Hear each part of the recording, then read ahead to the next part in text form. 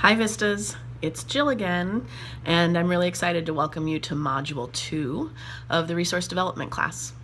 You might remember in Module 1 that we kind of discussed laying the groundwork for resource development for your organization, the planning, communications, and ethics that are really important to having a good resource development foundation in your organization.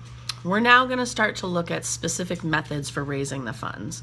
How do we do it? How do we bring the money in to support the mission of your organization and the projects that you've been assigned to? There are really three key methods for raising funds in most organizations: direct donor relationships and appeals, special events, and grant writing. We're going to cover each one of those in the next three modules of the course. So let's get started with donor relations, which is Module 2. As you read in the previous section of the course, most donations that are given to organizations are from individuals and households.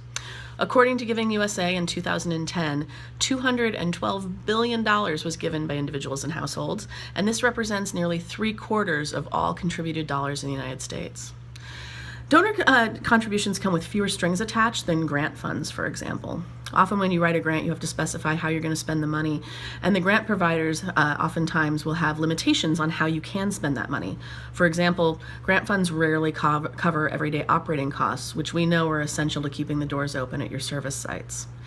That's not necessarily true of funds given by donors. Occasionally, donors will put limitations on their funds or ask their funds to be directed in a certain way, but for the most part, funds that are given to organizations through donors and households can be used by the organization as they see fit. Of course, that means that you're following the ethical guidelines that you've established at your organization in terms of development work. When you build your donor base, you aren't just improving your prospects for raising money, you're also raising the awareness of your mission and spreading your passion to others who often will become committed long-term supporters. And that long-term support doesn't just come with dollars. It often comes with relationships that are crucial in the community and in your organization meeting their mission. Those intangible benefits are part of the relationship building process, which is really what donor relationships are all about. One of the strategic elements of donor relationships is the ask. That's how you actually raise the funds.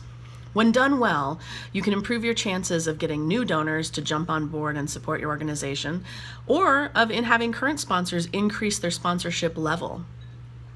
The ask is going to tie back to what you learned about communications and is really a key way for you to implement and use your case for support.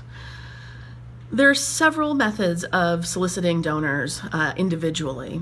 They include person-to-person methods such as door-to-door canvassing, phone-a-thons, and conversations with individual donors.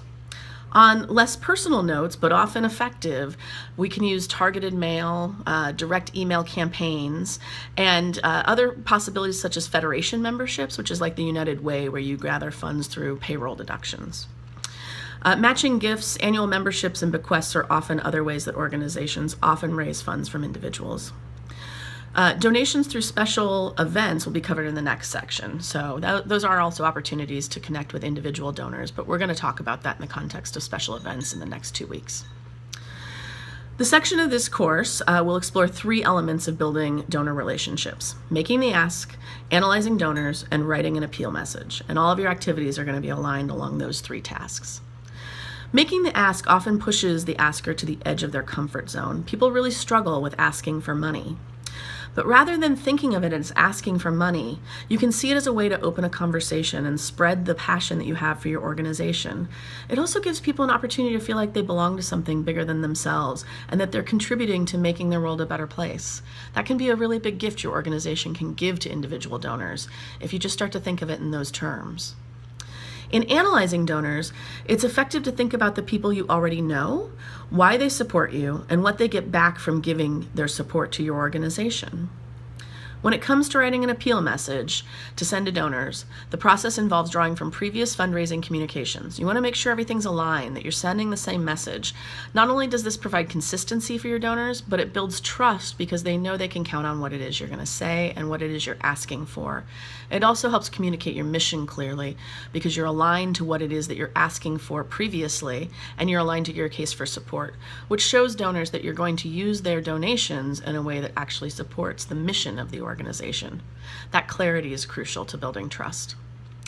Aligning your writing to best practices for writing fundraising appeals and focusing on the emerging needs and goals of your organization can help tailor the message to your target audience.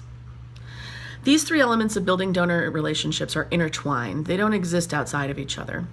The more confident your ability to ask for money and the better understanding of why donors give to your organization, the better you will position yourself to write an effective fundraising appeal. When all three elements are high performing, you improve your chances for fundraising success and helping your organization meet their mission. Let's talk a little bit about what your community kitchen Vista role is going to be in donor relationships. You're going to be focusing on all three of those elements: the ask, the analysis of donors, and the making the appeal, writing the appeal, in your Vista role at Community Kitchen. According to the development plan, Community Kitchen hopes to raise $50,000 from donors to support the Summer Community Garden Project. You're going to help Community Kitchen meet this goal in 3 ways. 1, you're going to share what you learn about the ask. By engaging the Fund Development Committee members in an email, you're going to ask them to identify potential donors, and your task includes addressing their various concerns they might have. This is really good practice for your own organizations, where people might have concerns about the donor plan you put together. Knowing how to respond to them is going to build their confidence in your ability and also get everybody on board with your donor campaign. Second of all, you're going to analyze the donors. This task involves looking at a nearly complete treasure map put together by the Community Kitchen team, and you're going to identify the abundant resources in the various connections, as well as the motivations and self-interest of each connection.